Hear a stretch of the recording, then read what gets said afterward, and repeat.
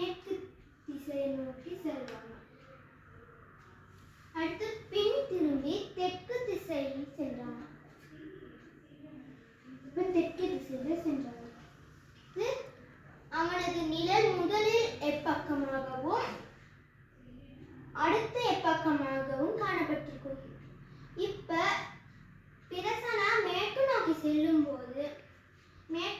இப்படி செல்லும் போது பின்பக்கத்து சூரியன் இருக்கிறனால முன்பக்கிட்ட நிழல் விழுவோம். அப்ப மேற்கு நோக்கி சென்றால் முன்பக்கம்